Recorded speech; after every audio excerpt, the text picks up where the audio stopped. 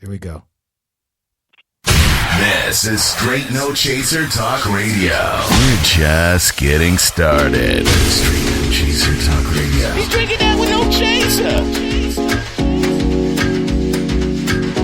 This is Straight No Chaser Talk Radio.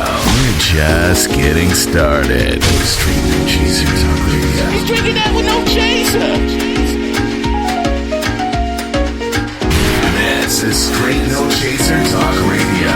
We're just getting started. Straight No Chaser Talk Radio. He's drinking that with no chaser.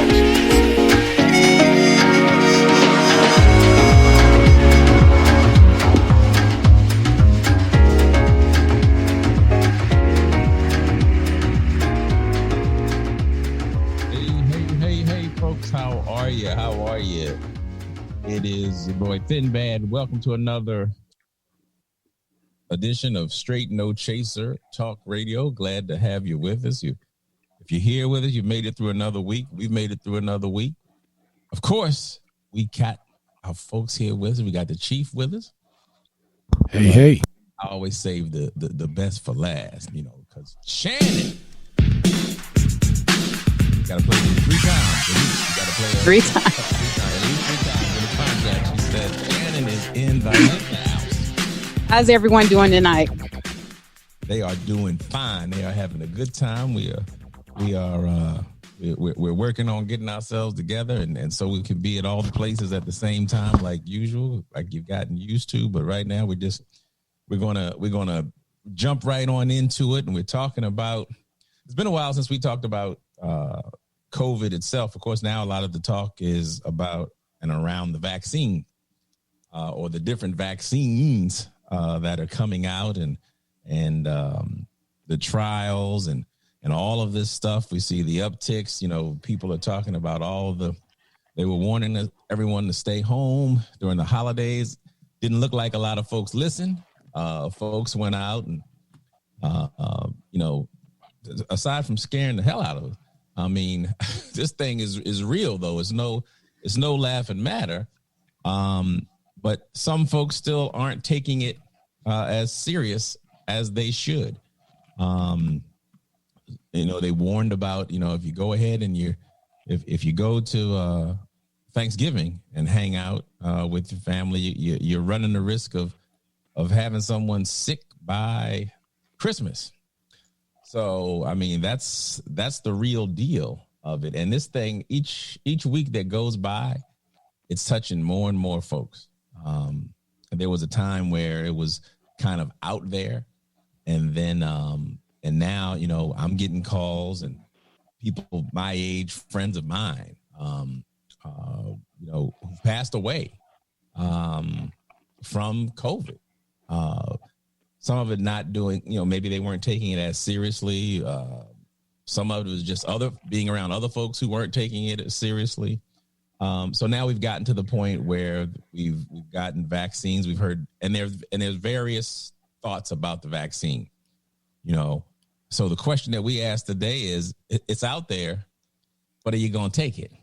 Now, we've got a history, Black folks in particular, minorities in general, but Black folks in particular, as we're looking at this coronavirus that hits us just like everything else, hits minority communities harder, hits Black folks harder, but at the same time, we've got a history with medicine that is problematic in some ways because of the history. Of course, everyone goes to, the Tuskegee experiment. That's the first thing that everybody talks about. In fact, some folks have dubbed it a Tuskegee effect when it comes to Black folks and medicine in terms of I don't know, and in some cases now we've made a whole lot of advances. We're not at the same place where we were back at Tuskegee. We've got more Black folks in the medical arena, in the research area, who are talking to folks. In fact, tonight we've got our good friend and good Dr. Albright, who's with us again, who's been with us since the beginning of this pandemic outbreak where he came and talked to us about what it was, what we could expect, what we needed to do. And he warned us way back then that this was nothing to play with. And that was back in March, I think. I mean, a good ways back. And here we are almost a year later, and it's not gotten any better. And a lot of it has been because of just, I can call it anything else but the arrogance of American folk in general, of course, coupled with a lack of leadership on a national level. And so the question is, this vaccine is out there, and what are we going to do? Are we going to take it? Are we going to? And my thought would be, yeah. I mean, while we may have fears, and our fears may be displaced in some cases, but they certainly aren't baseless. They certainly aren't baseless fears. We've been conditioned not to trust some of the stuff in medicine, but as folks, as we look at some of the bigger cities, University of Chicago, associate professor of medicine, talks about, she said, this will be a double tragedy if we refuse to do the vaccine, a tragedy on top of the tragedy of all the folks that we've lost. But I'm not going to keep talking because I am not a doctor. I am just merely thin bad. I play a doctor on TV. You got the chief, he can talk and wax eloquently about police talk. And we've got Shannon. She can talk about anything. And folks at least will listen. But we got Dr. Albright on, and he is the medical professional in the house, and he is much better suited to talk about this than I. But just trying to set the stage up that, we're going to get to a point. We're not there yet, but we're going to get to a point where we got a decision to make. And what are we going to do? So, I don't know, Chief, you want to go to you next? Or you want to go to Doc? Where are we going? Let's go to the good doctor. Go to the good doctor. Good doctor, how are you, sir?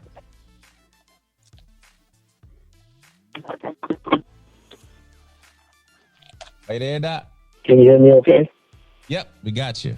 We got you. Good to have you back. I'm good to Can you hear hear me you. okay, Mike? Yes, sir. We can hear you. Okay. So, Doc, what are your thoughts on the vaccine, on where we stand thus far? I mean, we hear talk about the efficacy rate of it being high, 90%. Although you've got other questions like, what does that mean? We hear that, but those of us laymen don't know what that means. That 90% efficacy, does that mean it's 90% set in 90% effective rate in cutting back the symptoms, stopping you from dying? I mean, what does that mean?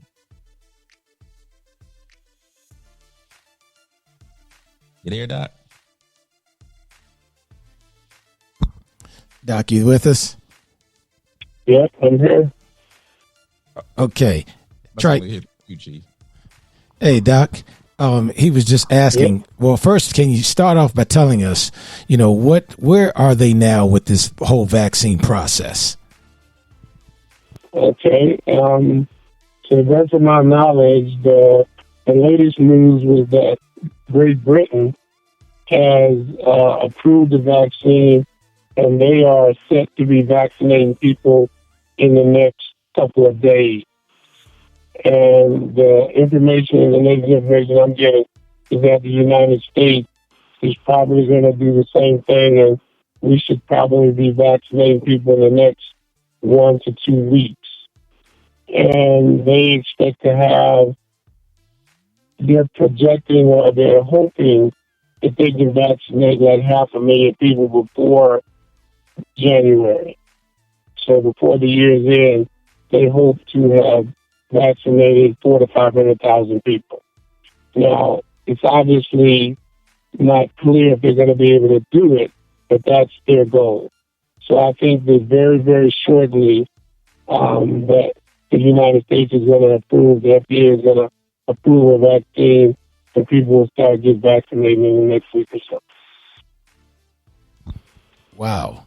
And so with that being said, now, of course, I think we've all been in some of those conversations, either around the dinner table or around the virtual table, where people are expressing some concerns about whether or not they should take the vaccine. I mean, not only has it been, people around the country saying that, but in particularly the African American community, people have expressed some hesitation and some concern, and of course, looking at vaccinations and so forth from a historical perspective. And what are your thoughts as far as that's concerned, Dr. Albright? Well, my thoughts are dynamic. Initially, my feelings were that I wouldn't dare take a vaccine that was developed from start to finish in 1 year, because in the scientific community, that's unheard of. That's ground that we've never, ever broached. However, there's so many considerations as to why it took 10 years before to totally vet a vaccine, and now we've got one from zero to start in 1 year.